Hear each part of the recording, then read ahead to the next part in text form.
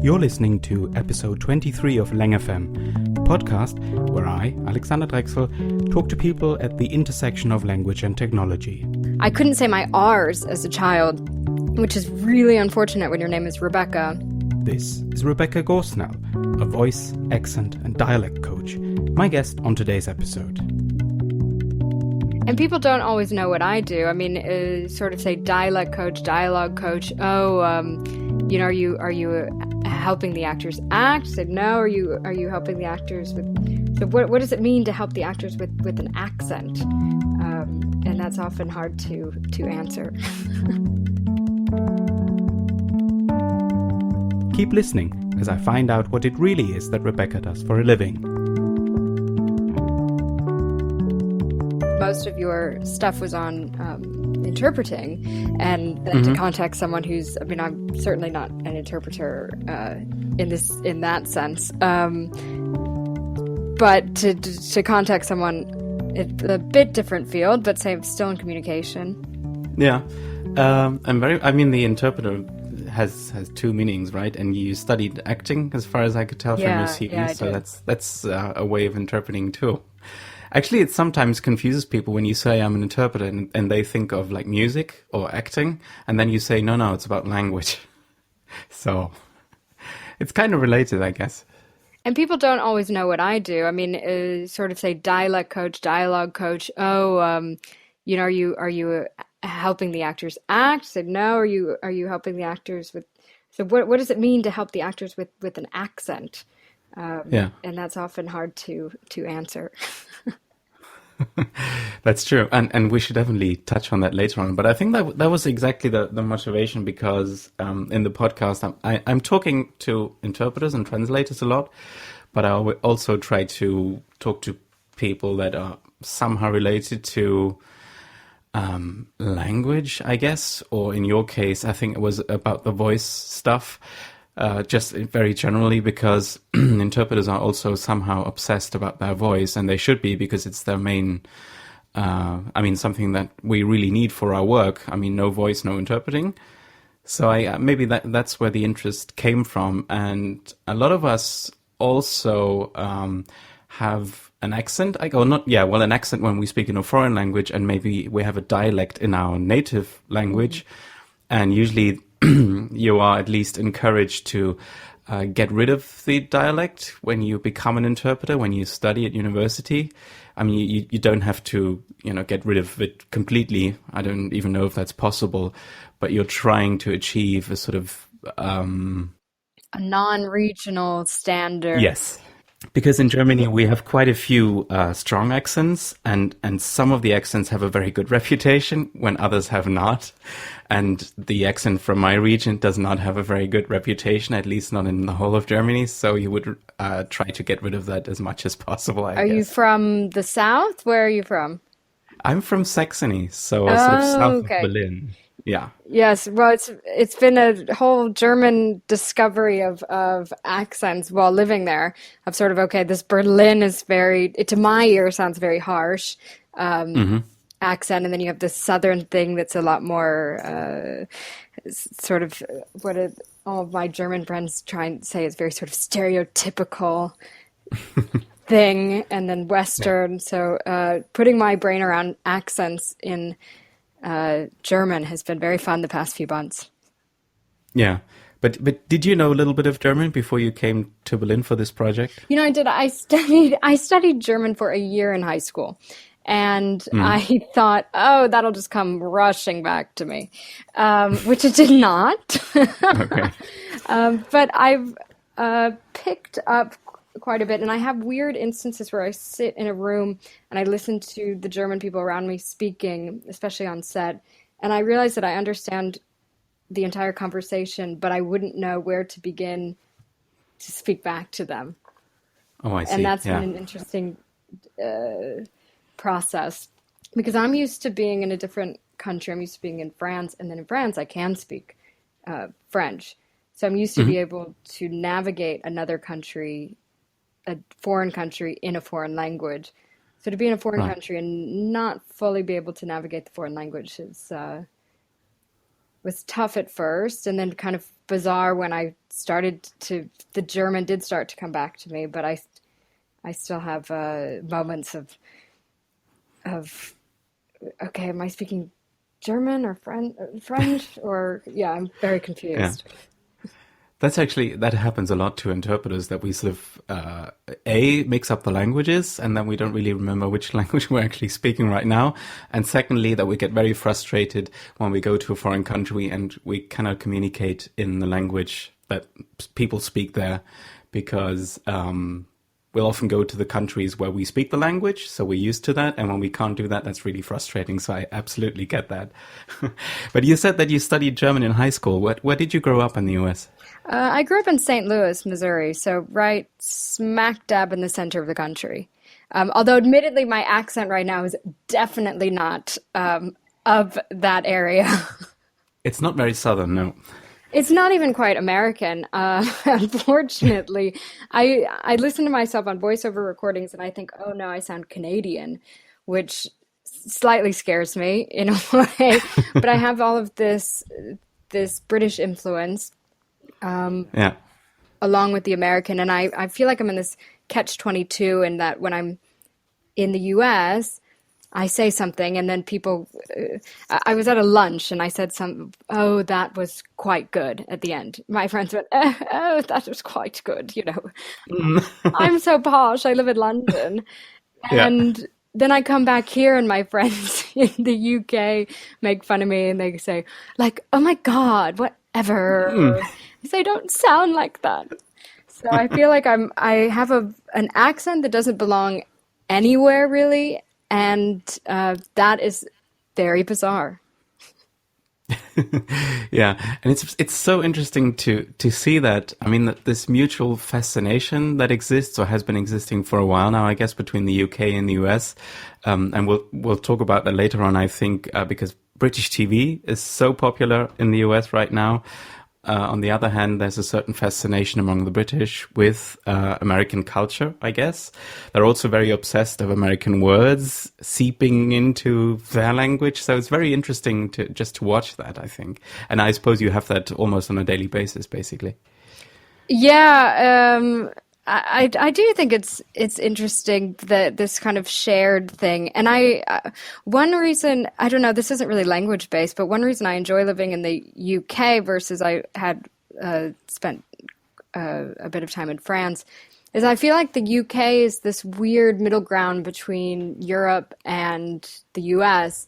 And they borrow a lot of things from the US, and the US obviously inherited a lot from the UK. So I feel like I'm not quite when I'm in Europe, when I'm in Germany, when I'm in France, I feel very much European. But here, I feel like there's this definite British thing, and I'm not fully foreign. I'm like a weird cousin who lives in this country. Yeah, I think I see what you mean. So you grew up and you went to school in the US. Do you remember when you came to the UK for the first time? Yeah, I came to the UK for the first time to visit or to live. To visit was in 2013, I want to say. And then to live, it was 2014 when I was studying for my master's at Central, the Central School of Speech and Drama. Yeah. Was that the one in Wales? No, no. Or the other The one? No. Central School of Speech and Drama is in London. It's in Northwest Okay. London. Okay. So that's when you came to the UK to study, and you'd been to college before in the US? Yeah, I did my undergrad in. I studied theater. I studied acting in Chicago at Northwestern University. Okay. And you said you did spend a little bit of time in France as well. Was that also for education, for studying? Yeah, that was purely for me, my, romantic fascination with France and to attempt to learn French. And I did learn quite a bit of French. I don't feel like I really learned French until I started dating a man who I'm still with, who is French. That's when I feel like I really learned French. And that's always the best reason to properly learn a foreign language, isn't Yes, it? with Yeah. someone who is you're very interested in. Yeah, it's certainly a It's big it's a motivation. motivator, certainly. Yeah, absolutely. I think on your website that you call yourself a lover of all things Shakespeare. Was that already in school, or did you more or less discover that when you came to the UK, or where did that come from? I think that came from undergrad, actually. I studied Shakespeare in school, and it was like everyone reading a Shakespeare book going, I don't understand this at all. Why are we reading this right now? And then Hmm. I got to undergrad and had a wonderful teacher, Linda Gates, and then also my acting teacher, Don Mora, who were finally explained how you could kind of lift Shakespeare off the page and make it really real and modern and of the moment. And Hmm. that's when I went, okay, this is cool. Yeah, it's interesting because my wife actually had a similar experience. She spent 1 year at a U.S. college, at Kenyon College, and she had an excellent Shakespeare teacher, basically, and that's really where her love for Shakespeare came from. So it can make a huge difference, I think, because otherwise it's just I think there's a risk that you just find it boring and old, and you don't see the point, I guess.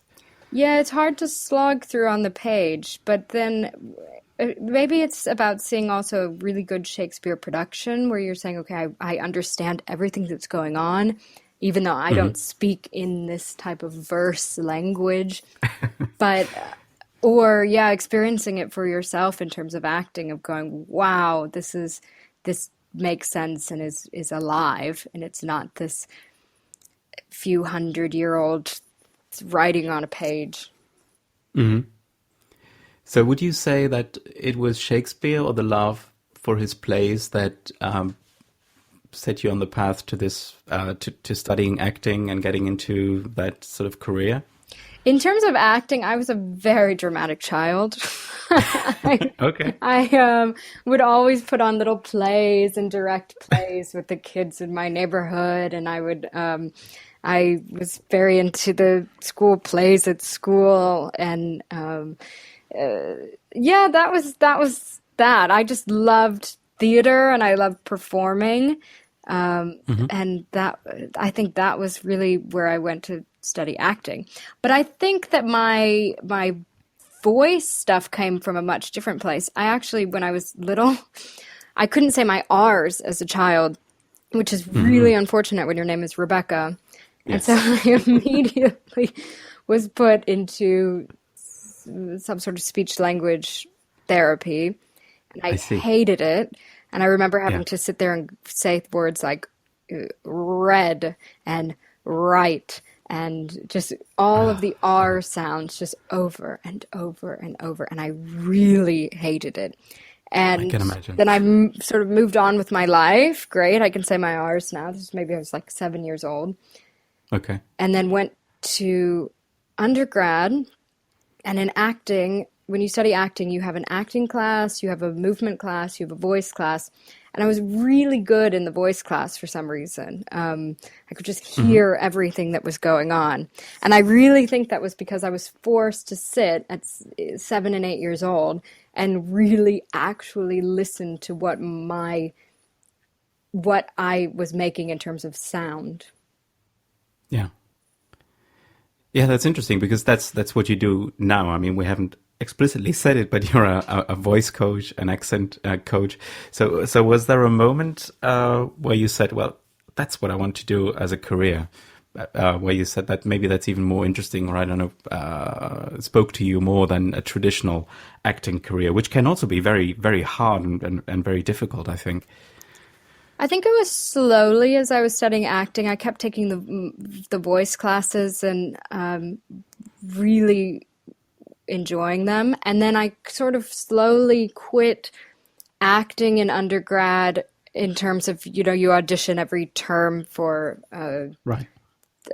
different plays. And I sort of quit auditioning and ended up just offering myself, that sounds weird, but ended up offering myself to say, okay, I would love to be a voice coach on your productions. Hmm. And they slowly, the directors either wanted accent work, they had been just letting their actors kind of roam free in terms of that, or they wanted, yeah, a voice coach. And at that point, when I was working on productions, I really loved it. I loved the process. I found that I loved working with actors more than I enjoyed being an actor. Interesting.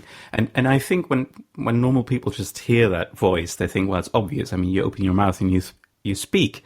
But of course, there's much more to that.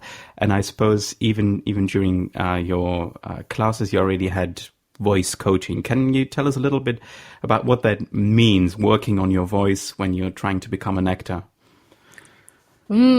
That's a good question. That's a lot. There's a lot in Yeah, that. maybe just first on a general level so we can have sort of an idea. I mean, it's obvious to people who use their voice a lot, but maybe it's less obvious for people who don't, because speaking involves much more than just opening one's mouth and, making sounds, if you know where I'm getting In at. terms of studying voice for acting, and then I think this extends to voice for life when you're working on your voice, but particularly with acting, I think it's trying to find this very connected voice in your body so that your voice can respond to anything that's coming at you. When I say that, I mean that your voice can take on any character that you're trying to play, so you have this range. And your voice is flexible in terms of being stamina, in terms of projection, in terms of 8 shows a week, keeping that up. And I think that as well, there's this connection to your body, and your body is acting, your body becomes the character, so the voice also needs to become the character. So it's kind of this, threefold thing of training the voice in terms of acting. And then again, when you're working with someone who calls up and says, listen, I just don't like the sound of my voice.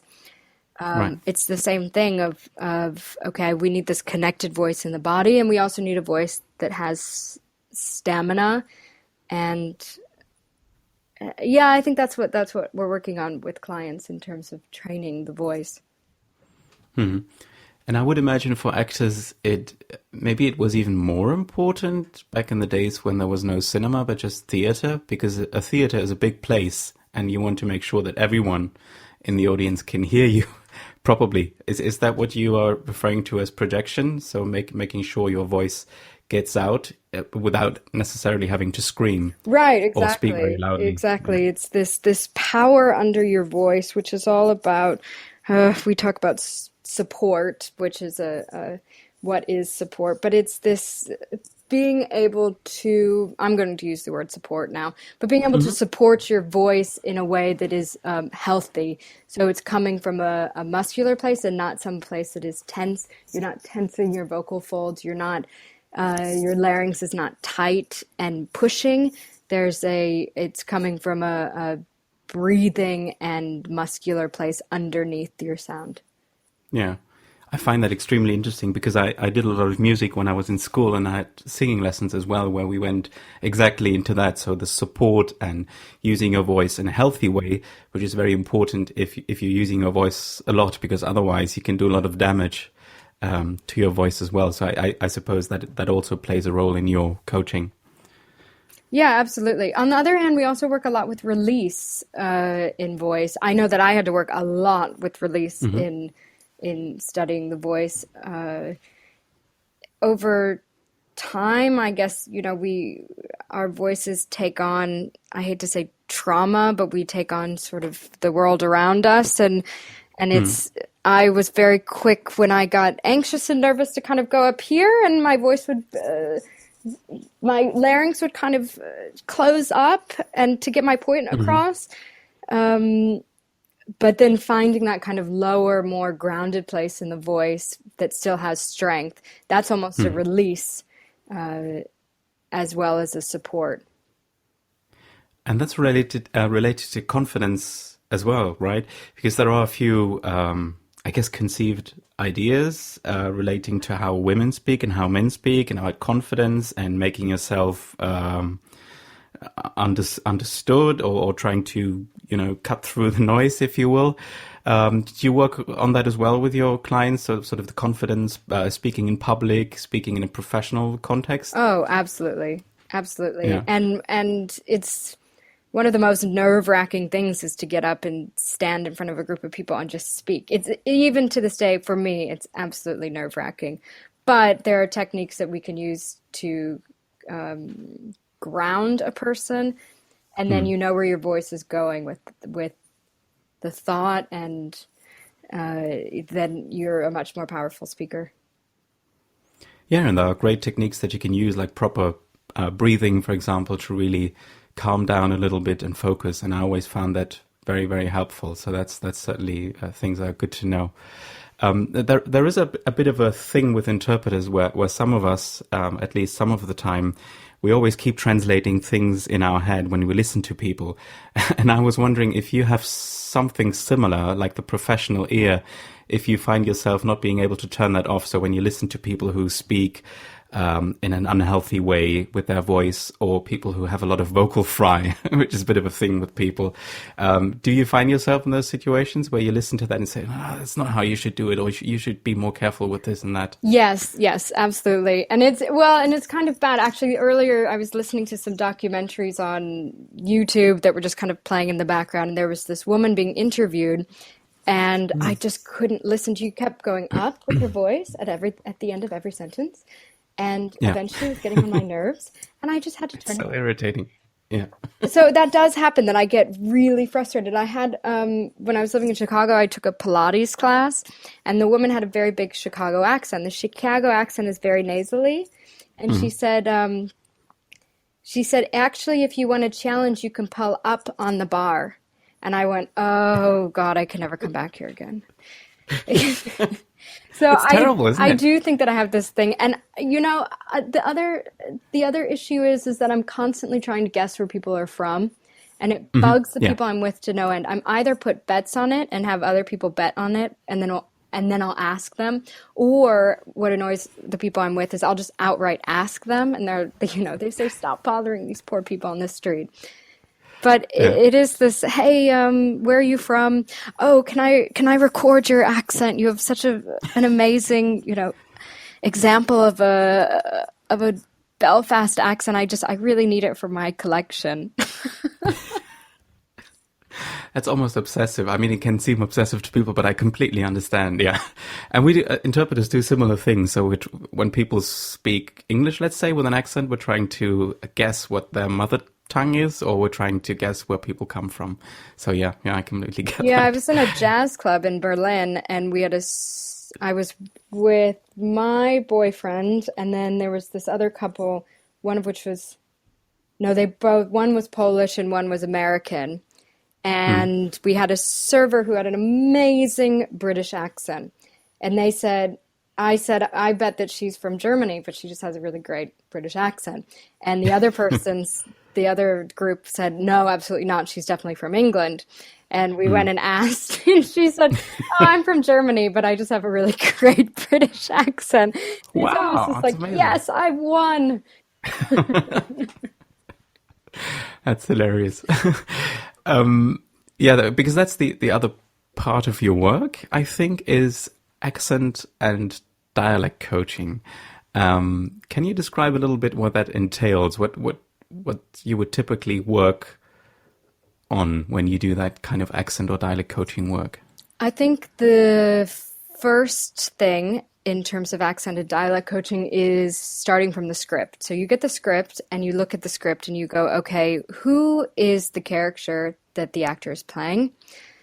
And that's taking into account gender, socioeconomic status, class, education. It's a huge range of things to look at. So you kind Mm. of become this dramaturg, anthropologist.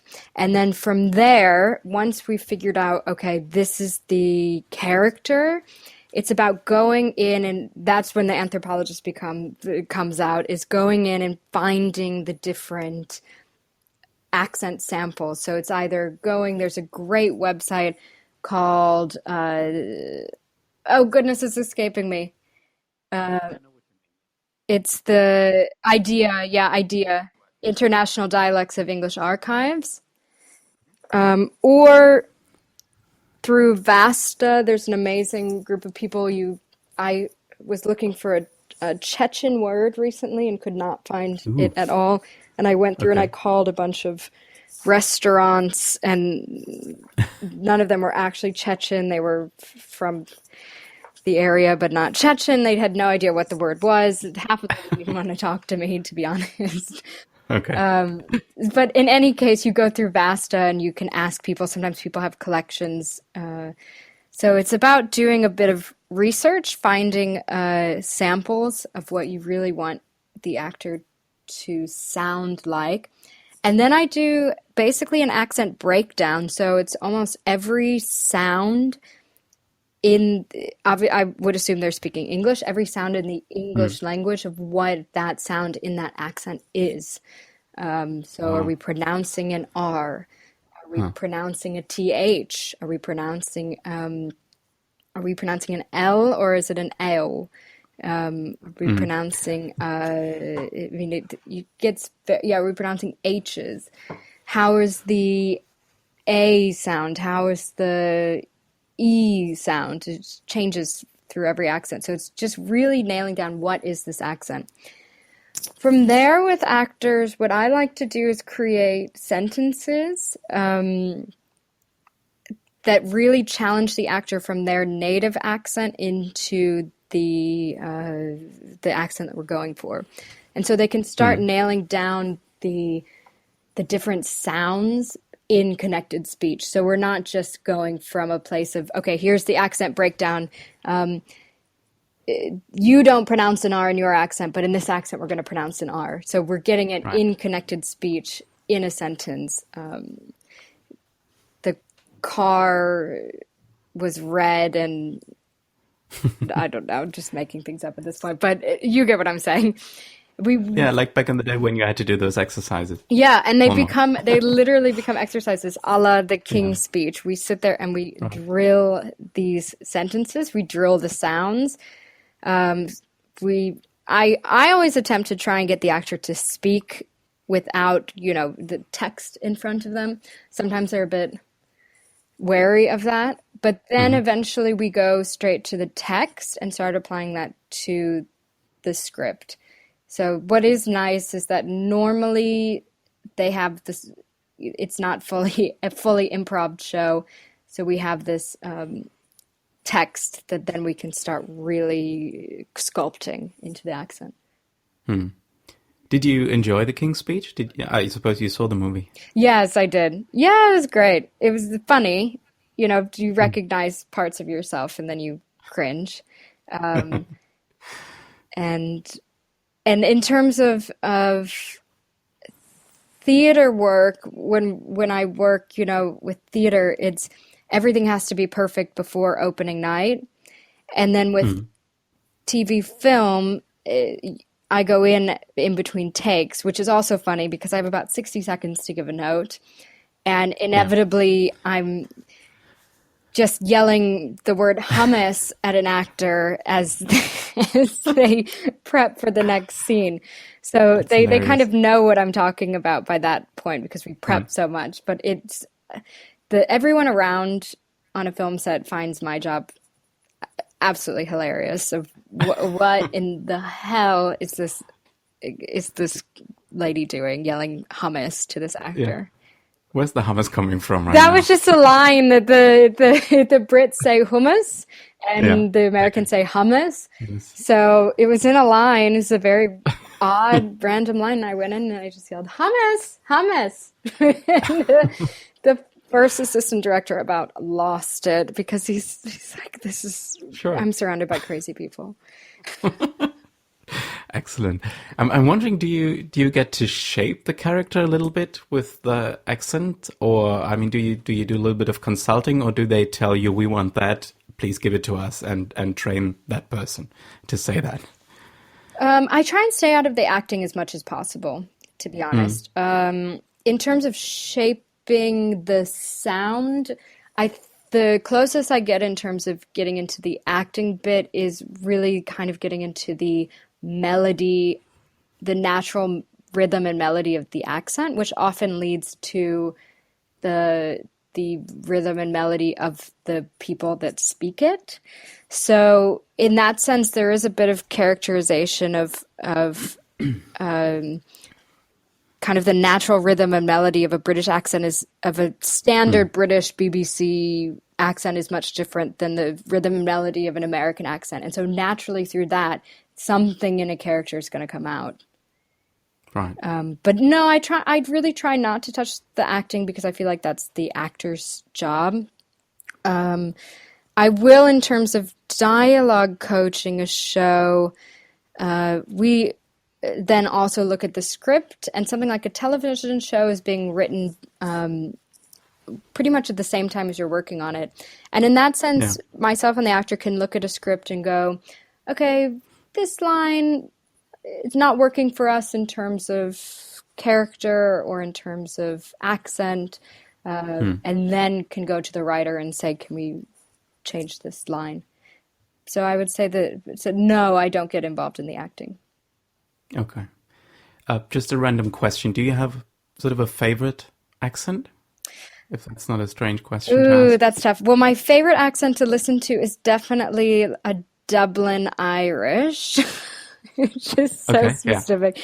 It's just so lovely and kind of rolls off of the tongue and into the ears and is I don't know, Literally. fills me with lots of joy. Right now I'm working with a third assistant director and he is from outside of Belfast and that's lovely as well. So kind of general Irish, but obviously Southern Irish is much different than Northern Irish. Sure. In terms of American accent, I know I don't really have a favorite. That's hard. But in terms of American accents, I love that New York sound. I have a lot of friends from New York, and although they don't have the accent, their parents do, and it's just so lovely to hear that it's in your face, it's bold, it knows what it wants, and so I think those are maybe my two favorite English accents, accents in English. But I do like a good Kiwi as well. So Right. Yes. I'm really so torn. I don't think I have a favorite, no.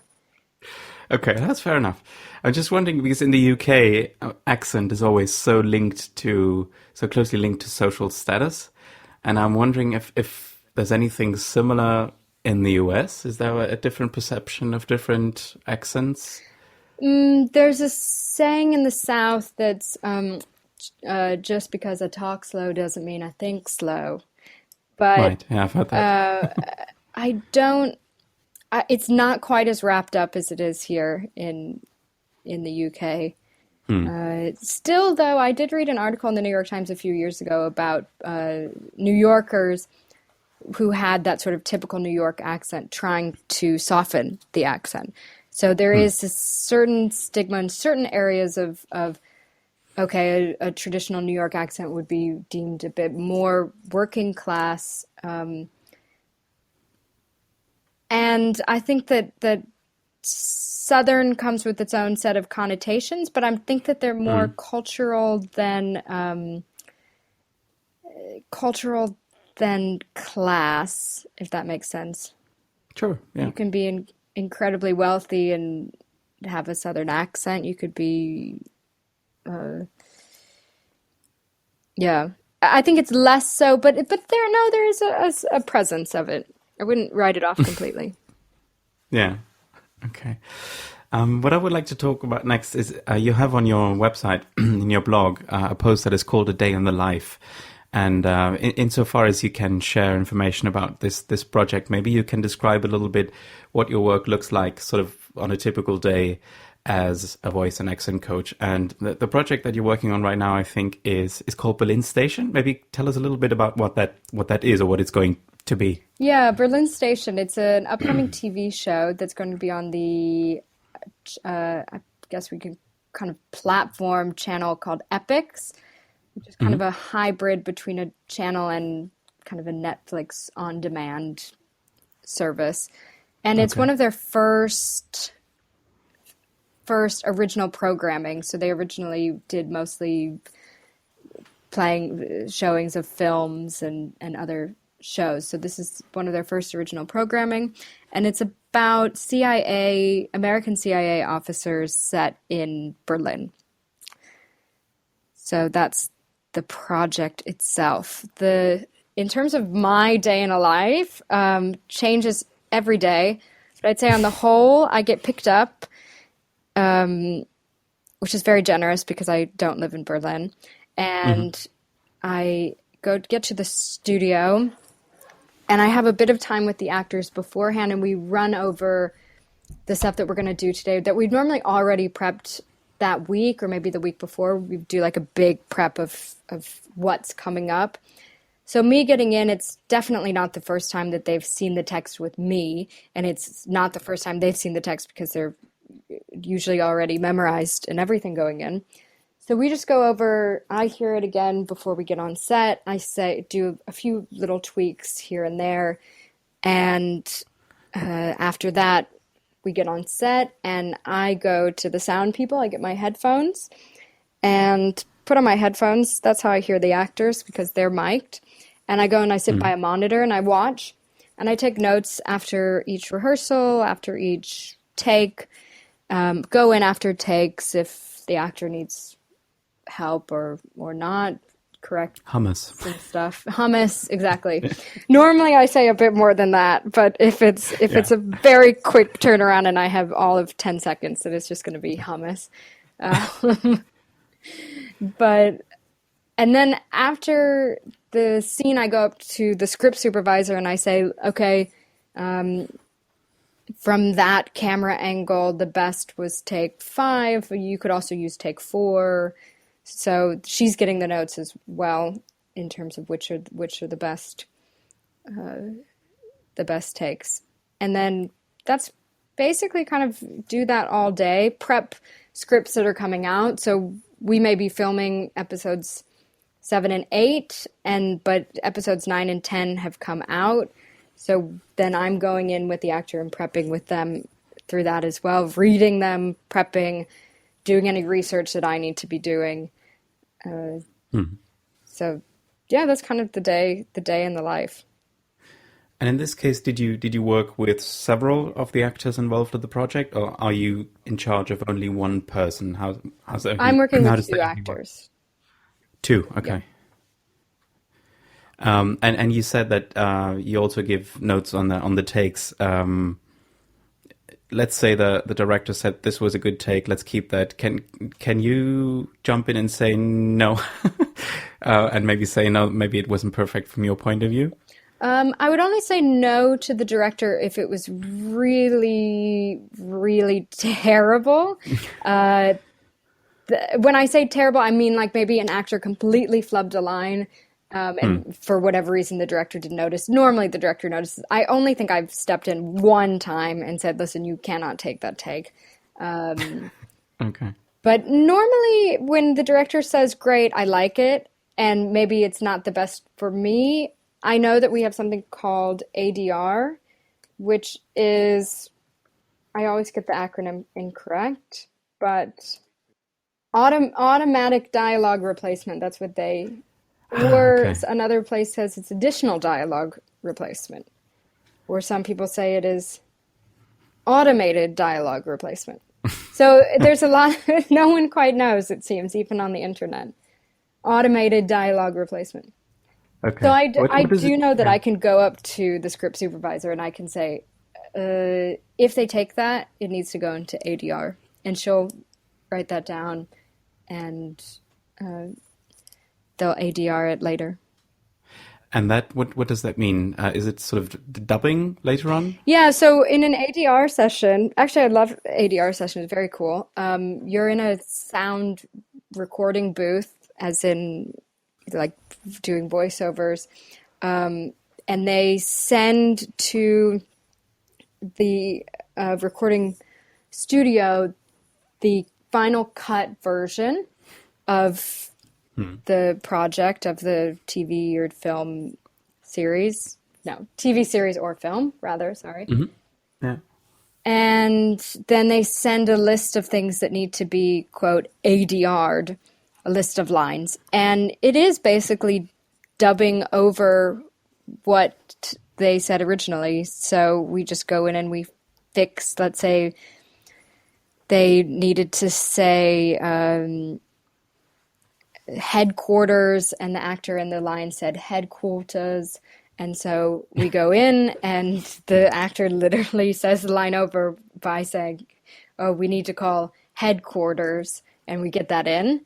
And yeah, it just slots. It's just they basically dub right over it. It's very easy.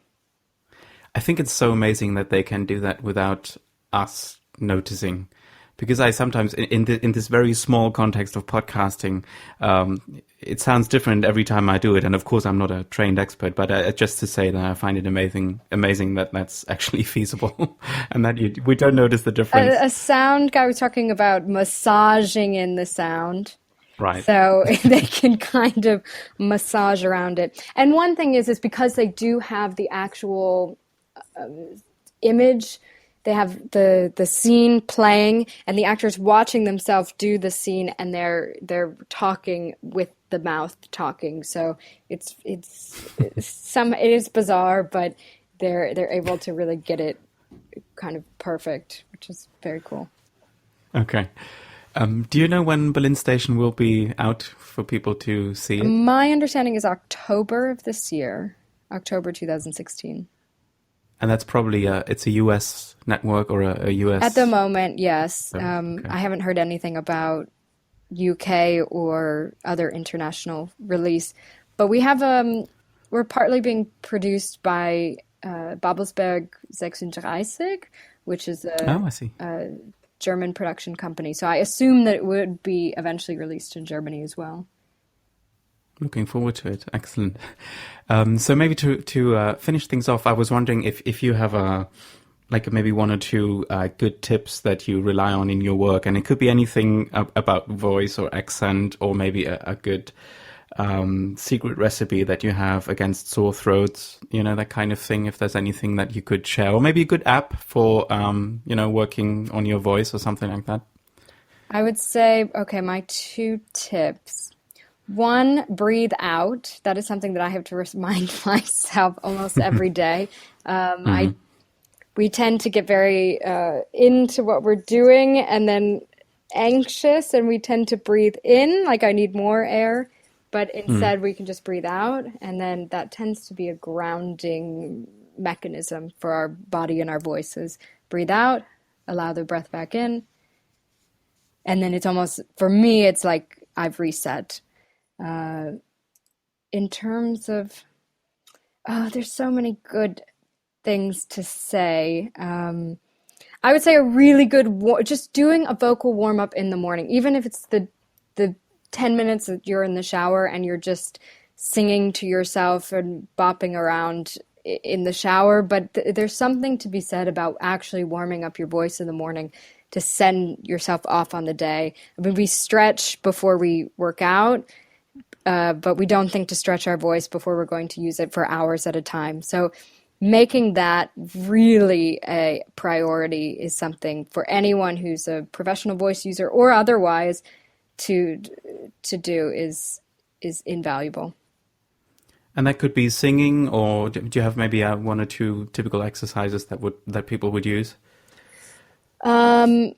Singing in the shower is good. Obviously, maybe not immediately, just right when you wake up, going for the high belt. But I tend to do a bit of breathing exercises in the shower, in terms of breathing, and then going 1, 1, 2, 1, 2, 3, 4. So you're breathing in between each, and you're getting up to 20 or 25. So you're trying to extend your length of supporting yourself in breath and speech. And then I like to do a lot of humming. Humming is great. It gets you on voice. It's safe. It's kind of hard to push your voice over the edge with humming. That's right. Doing a bit of voicing while moving. So I like doing down dogs, sort of sun salutation yoga movement while humming, or doing on a v, which is a V sound, or a z, which is a Z sound, is really good. So getting your body connected to your voice while in movement, and it really wakes you up.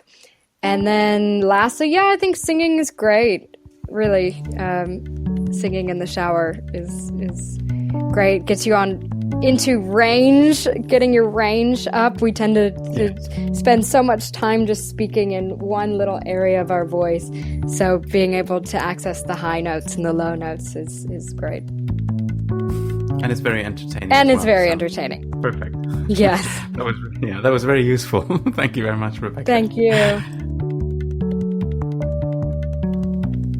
I had such a great time talking to Rebecca. If you too enjoyed this conversation, let us know. You can find her on gausnell.com, that's GAUSNELL.com, and on social media. More details are in the show notes for this episode. You never know when you need an accent or dialect coach, right? This podcast can be found at www.langfm.audio on iTunes and in pretty much any podcast app. That's also where you can listen to earlier episodes or subscribe, so you won't miss any future conversations. Tell your friends about it, or even leave a rating or a review. That's it for now. I would love for you to listen in again. Talk to you next time.